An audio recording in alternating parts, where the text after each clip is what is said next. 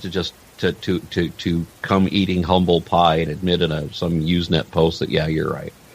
I had to do something more than that because it was I was significantly wrong. Oh, I bet that was tough, wasn't it? Humble pie video. I made a video that said, turns out we did come from monkeys.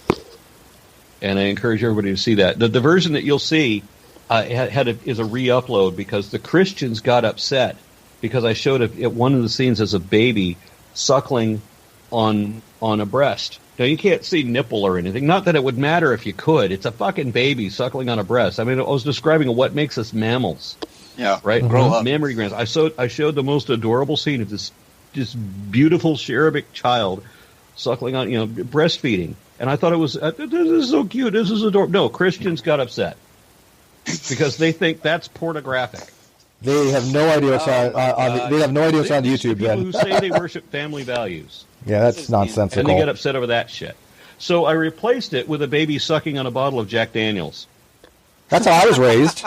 And somehow the Christians didn't complain about that one. Well, because we all like Jack Daniels. Yeah, Jack Daniels is great. But I've had people tell me we're not mammals.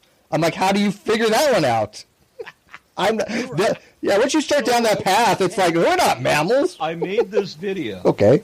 I made this video and making this admission, and then I sent the link to the guy just to let him know that I didn't just admit it to him. I admitted to everybody. You're right. I'm wrong. And you're a dick, but it doesn't matter, but you're right. What did he say back? No shit. That's what he said. He was like, no shit, Aron. Told you. Yeah. It was a very short response. I think he appreciated the admission, because how can you not? I mean, you're right. Yeah. I fucked up. Sorry. But, and a good point on that, too, is I've seen plenty of atheist videos do that very same thing. They'll come out and they'll either admit or acknowledge that the other person had a point or that they themselves were particularly wrong. You will never see that, or hardly ever see that, on the other side. Because they think it's a weakness if they do. Yeah, Carl Sagan made a comment like that, and it's one of my favorite quotes from him. He was speaking at an event, I don't remember where, but so it wasn't part of the Cosmos series. It was part of his presentation there, where he was a keynote speaker at some event, and he said that very often you will see, where it has happened, that you will have a scientist who holds this position. You can show the scientist that the position is wrong, and the scientist will make that admission. They'll say, "Well, you're right. My point is mistaken," and they will change their position and never argue that same position again. And he says it doesn't happen very often because these things can be painful if you're emotionally attached to an idea, but it does happen, and it happens every day.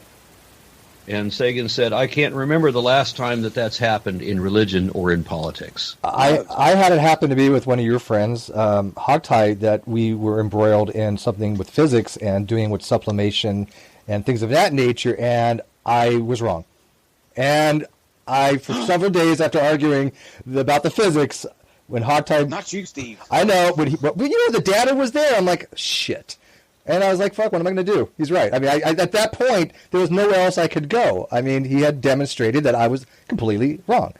So I think people shit happens, right? To people who are able to admit that, that they do make mistakes and that, shit like that happens. Or at least for me anyway, I would be very wary of somebody who thinks that they have all the right answers all the right time and they're never wrong. I know someone in the atheist movement who, I will not utter his name, but who stated that he's never been wrong about anything. Oh, yeah. Ever. You have to say who it is now.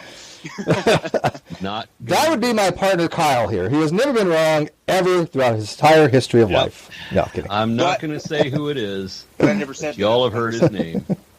He's more. Well, you know what? I've never been wrong either. I've been mistaken. But, no, kidding. Aron comes on here and drops these little teasing nuggets, and is just going to back out. I'm just going to leave you with that. You're just going to have to figure it out yourself. Look, I'm going to go through a process of elimination. They're going to keep me up for days now. Process of elimination here. Who's talking about? Well, Aron, this was fantastic. It was great. You I know that you're busy and you gave us your time and you didn't have to do that. We appreciate everything that you're doing. Obviously, keep rocking and rolling. And I'd like to have you back on to go further into some of the topics that we got into the beginning of the conversation. I actually had a list of questions written down that we got to 2 of them. So, which is, I mean, it's a good problem to have. So, thank you again for coming on. Thank you, Aaron. My pleasure. Thank you much. And a special thanks to you, the listener,